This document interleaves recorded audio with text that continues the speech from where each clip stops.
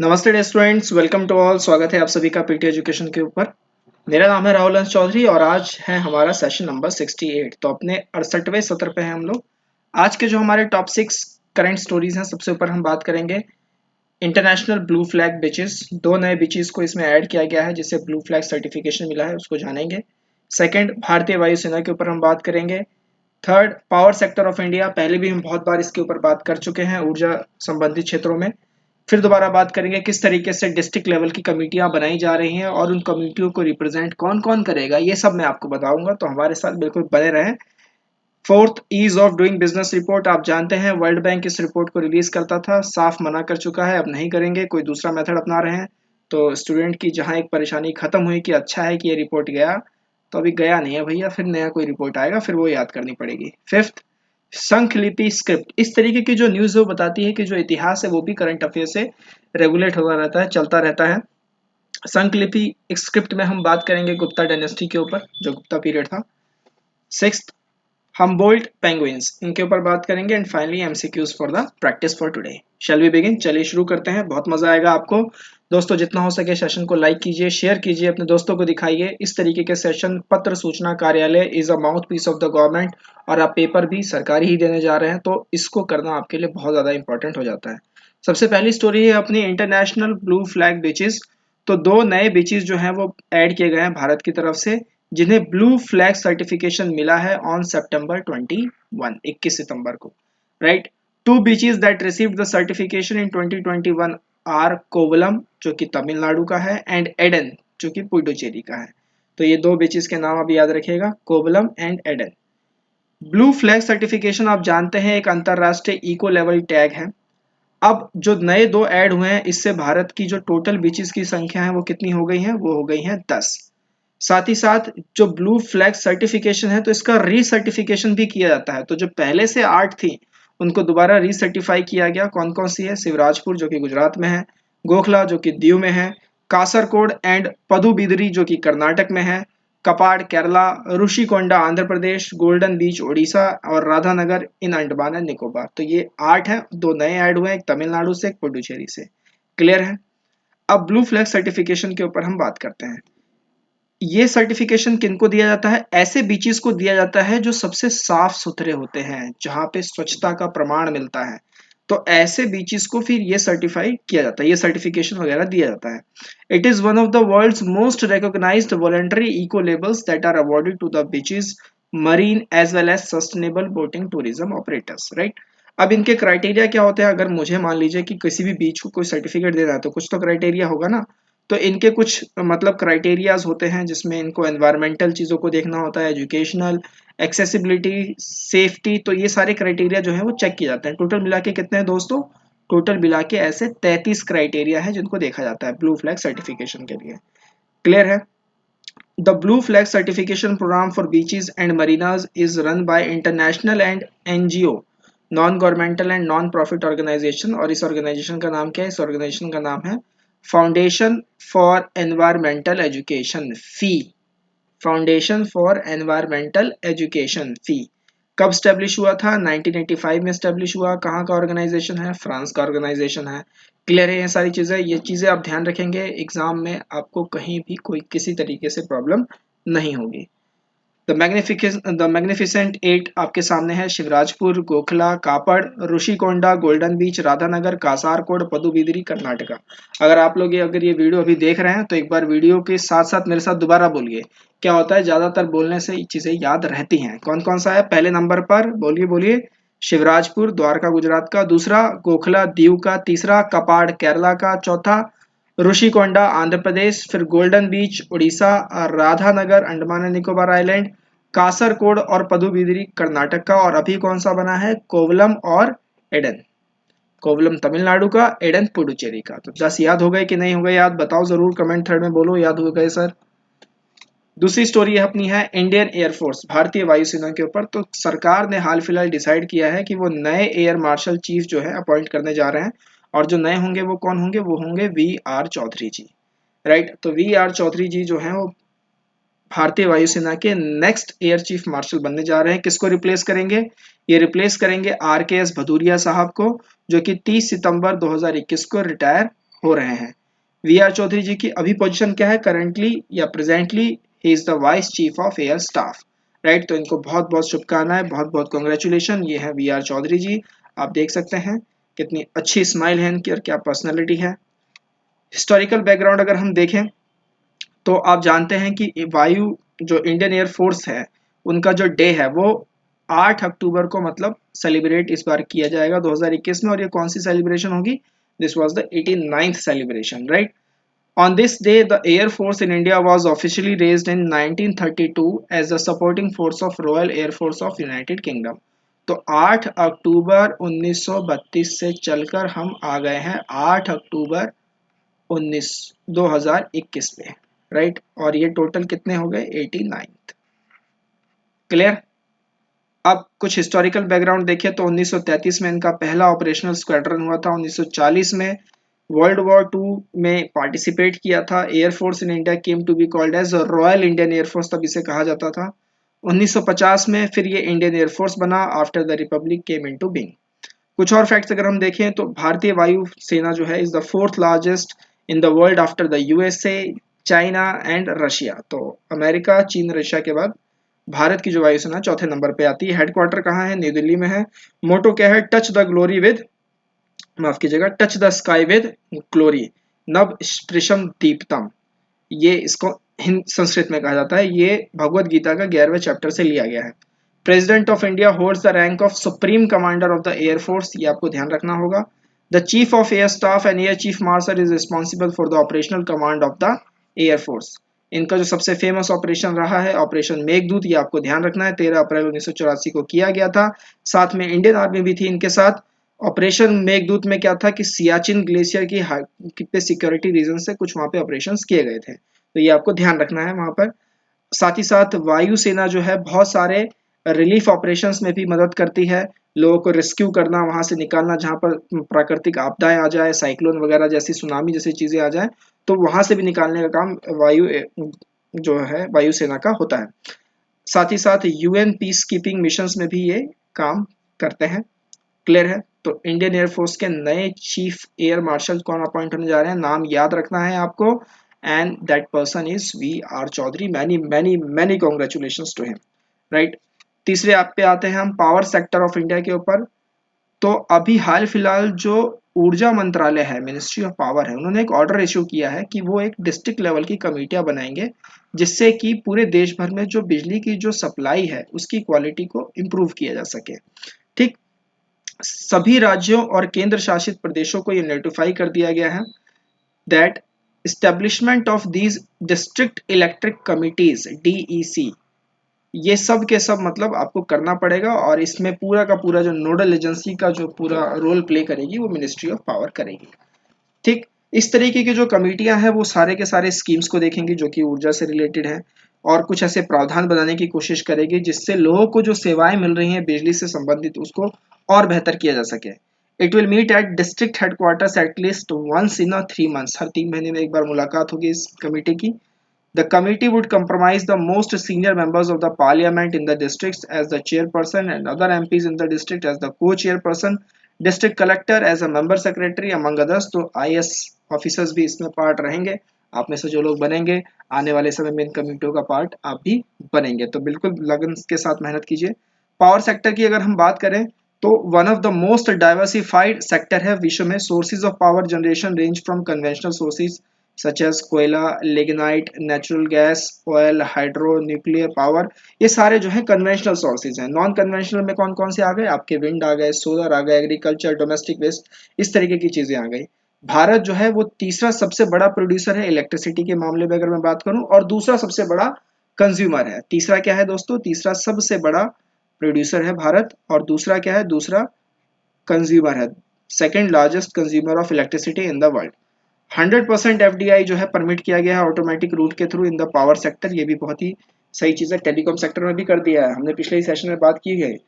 Electricity is a concurrent subject, ये तो बहुत ही मतलब आपको वेरी वेरी वेरी इंपॉर्टेंट, किस में आता है? ये कंकरेंट लिस्ट में आता है, 7वां शेड्यूल ऑफ इंडियन कॉन्स्टिट्यूशन। पूरी एकदम बिल्कुल प्लेलिस्ट आपके पास चैनल पे अवेलेबल है, देख सकते हैं पूरी पॉलिटी को आप वहाँ पे। The ministry of power is primarily responsible for the development of electrical energy in the country. Road head की अगर मैं बात करूं तो सरकार ने बहुत भारी भरकम बिग बैंग टारगेट्स लिए हुए हैं, एम्बिशियस टारगेट्स लिए हुए हैं कि 2022 तक हम 175 गीगावाट की कैपेसिटी का रिन्यूएबल एनर्जी जो है वो अचीव कर लेंगे, जिसमें 100 गीगावाट का पार्टिसिपेशन सौर ऊर्जा से रहेगी, 60 गीगावाट का रहेगा विंड पावर से। The government is also preparing a rent a roof policy, पहले भी बात की कर चुके हैं रेंट अ रूफ पॉलिसी। इसमें वो 40 गीगावाट की जो पावर है उनको जनरेट करने की कोशिश करेगी by using the solar roof tops. ठीक, और इसका भी टारगेट ईयर इन्होंने कब का लिया हुआ है, 2022 तक का लिया हुआ है। जितनी भी न्यू रिन्यूएबल एनर्जी से संबंधित मैटर है उन सबको कौन देखेगी, मिनिस्ट्री ऑफ पावर नहीं देखेगी। मैं बार बार बता रहा हूँ, इसको कौन देखेगी, इसको देखेगी ministry of new and renewable energy. Clear? तो ये सब बारी की चीज़ों को आपको ध्यान रखना है, सिली मिस्टेक्स वहाँ पे नहीं होने चाहिए। Keep revising, keep watching and keep liking the sessions. अगली स्टोरी है अपनी ease of doing business report. तो वर्ल्ड बैंक की रिपोर्ट है, हम सभी जानते हैं। तो वर्ल्ड बैंक का कहना है कि वो इस रिपोर्ट को भैया कर रहे हैं खारिज, अब वो नहीं करेंगे क्योंकि डेटा इरेगुलरिटीज के कारण 2018 में भी हुआ, 2020 के एडिशन में भी हुआ, तो वो लोग आ चुके हैं तंग, और वो जो अपने बैंक के जो स्टाफ है उनके एथिकल मैटर्स पे उठा रहे हैं सवाल। तो कह रहे हैं कि अब हम ये सब छोड़ रहे हैं क्योंकि डेटा रेगुलरिटीज काफ़ी आ रहा है, figurative datas. The report was introduced in 2003। ये रिपोर्ट सबसे पहले कब लागू की गई, 2003 में। उसके बाद फिर इन्होंने पूरा 190 जो अर्थव्यवस्थाएं थी उनको 10 पैरामीटर पे नाप के पूरा रिपोर्ट साल दर साल ये निकालते रहे। इनके पास एक कॉन्सेप्ट होता है स्कोर को निकालने का, और उस कॉन्सेप्ट का नाम है डिस्टेंस टू फ्रंटियर स्कोर। मान लीजिए कि अगर आपका स्कोर 75 आ रहा है तो आपकी अर्थव्यवस्था 25 परसेंटेज पॉइंट्स में दूर है from the frontier constructed from the best performances across all the economies and across time। ठीक, तो अगर 75 का मेरा स्कोर है तो कितनी दूरी पे हूँ, 25 परसेंटेज पॉइंट्स की दूरी पर हूँ अपने गोल से। भारत के साथ अगर हम इसकी तुलना करें तो जो लेटेस्ट रिपोर्ट थी 2019 की, उसमें 63वीं रैंक आई थी भारत की, 2018 में 77 थी, और उसके बाद फिर 100। मतलब पहले कितनी थी, पहले 100, फिर 77, फिर 63। तो बहुत अच्छा परफॉर्म भारत इसमें करता जा रहा था, लेकिन अब तो ये कह रहे हैं कि भाई अब हम बंद कर रहे हैं।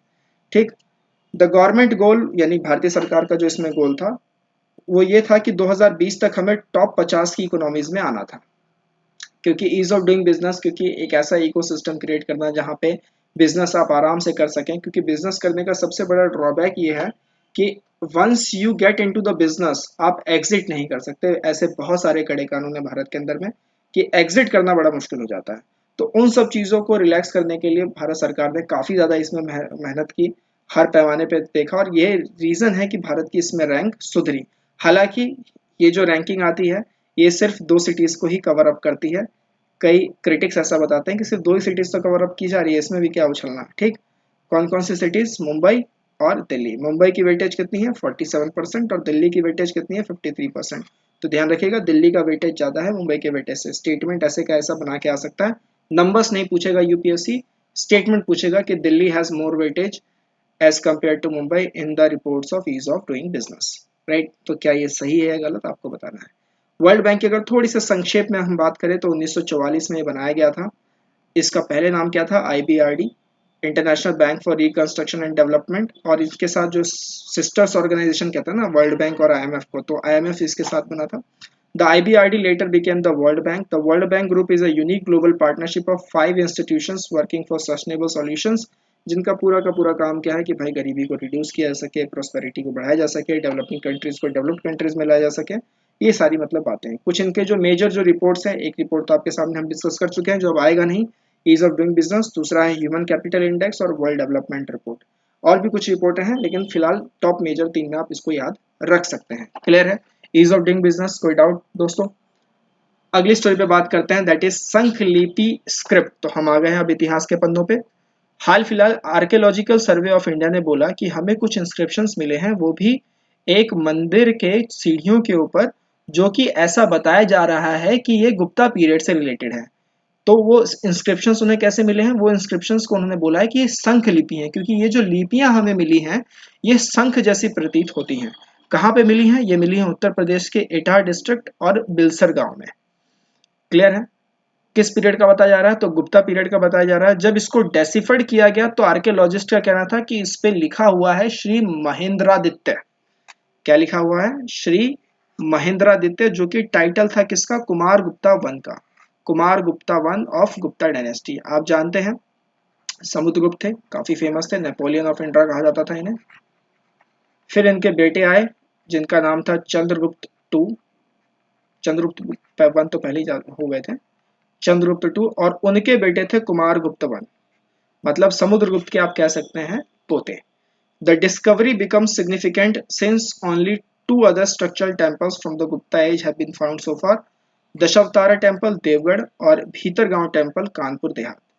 अब शंख लिपि स्क्रिप्ट की अगर हम बात करें तो ये स्क्रिप्ट बोली जाती है कि ये शंखों जैसी दिखती है और ब्राह्मी जो लिपि है उसका एक अलग भाग है, मतलब उसी से निकला हुआ एक भाग है। ये जो स्क्रिप्ट है ज्यादातर नॉर्थ सेंट्रल इंडिया में पाई जाती है और 4th से यानी 4वीं शताब्दी से 8वीं शताब्दी तक ये बिलोंग करती है।